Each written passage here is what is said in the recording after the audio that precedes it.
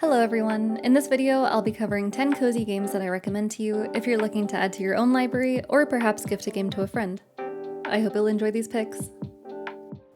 First up is a game that I've been patiently waiting for ever since trying the demo 2 years ago, Naiad.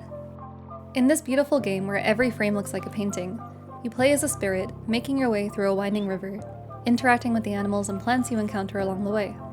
You'll learn different abilities from the animals, in order to help you continue flowing down the river.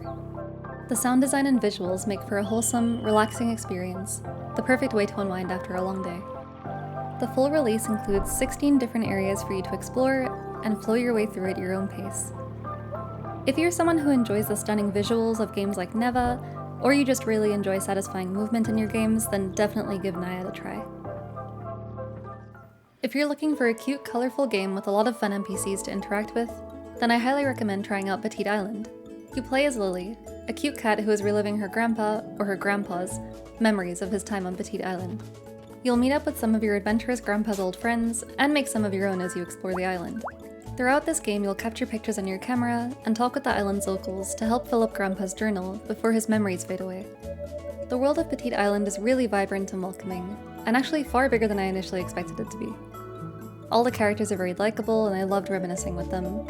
So if you're in the mood for something very colorful and sweet, Petite Island might just be the game for you. If an open-world food truck simulator, with funky music and funny characters to meet, sounds like something you'd enjoy, then make sure you check out Fruit Bus.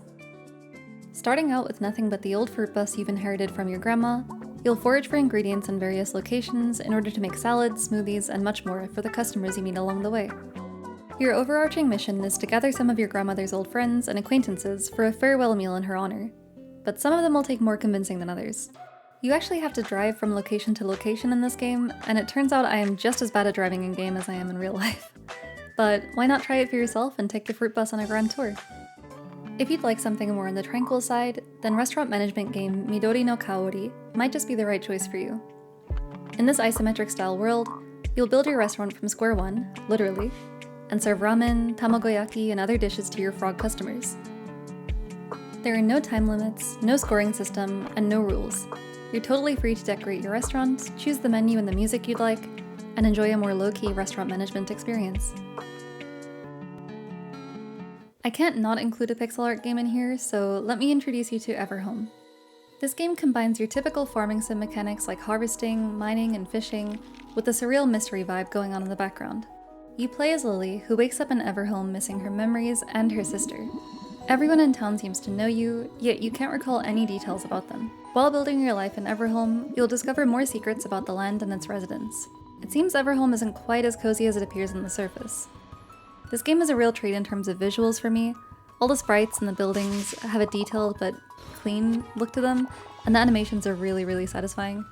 So if you're feeling the itch to pick up a new farming sim, maybe consider giving Everhome a try. Recently released on Steam, Garden Trills has you playing from the perspective of a tiny sparrow called Tomi, who has just moved to a new neighborhood with her mom and dad.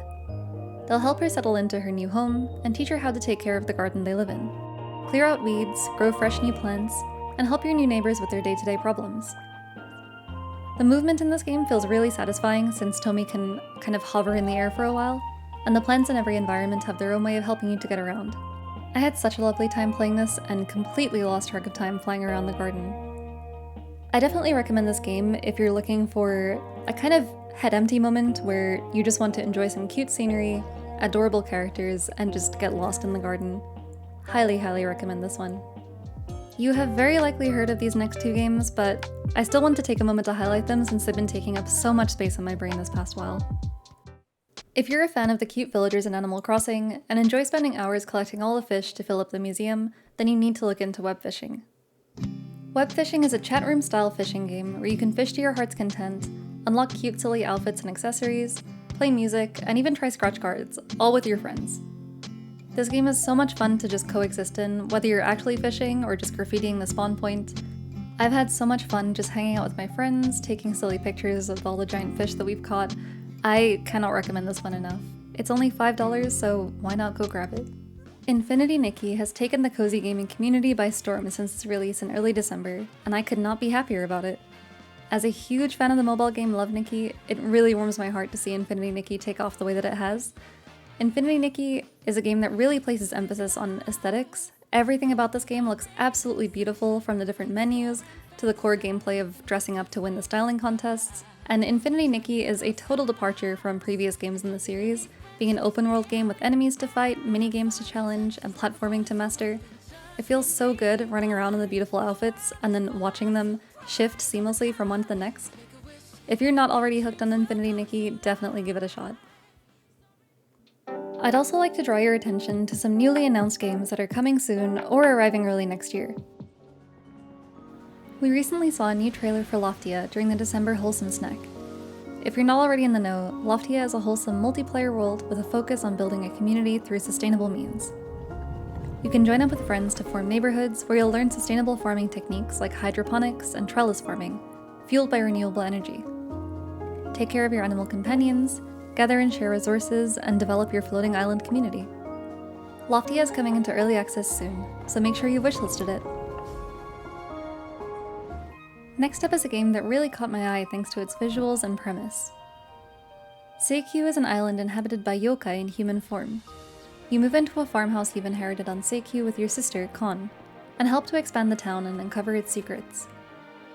One thing that made this game stand out to me is the fact that you can actually shapeshift into different yokai forms like a crow, a boar, a slime, and many others, thanks to your heritage. There are also 14 love interests to choose from with their own stories and quests, so there's sure to be a perfect match for you somewhere in Seikyu.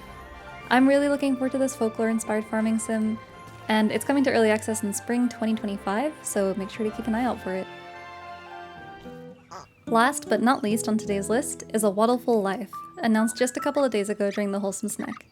This game looks like an absolute cuteness overload, and it involves you playing as a mama duck, taking care of her little babies, and building a fun, safe environment for your ducklings. You'll gather up food and resources for your nest, and watch as your ducklings grow up right before your eyes. This one looks like a game that I will lose an entire day to just gathering up twigs and berries for my little babies. We don't have an exact release date for this game just yet, so make sure to wishlist it and keep up to date. I hope you've enjoyed these cozy game recommendations, and that you maybe get a chance to try some for yourself over the winter holidays. Have you played any of these games before? And are there any you're looking forward to? Please let me know your thoughts, and until next time, take care.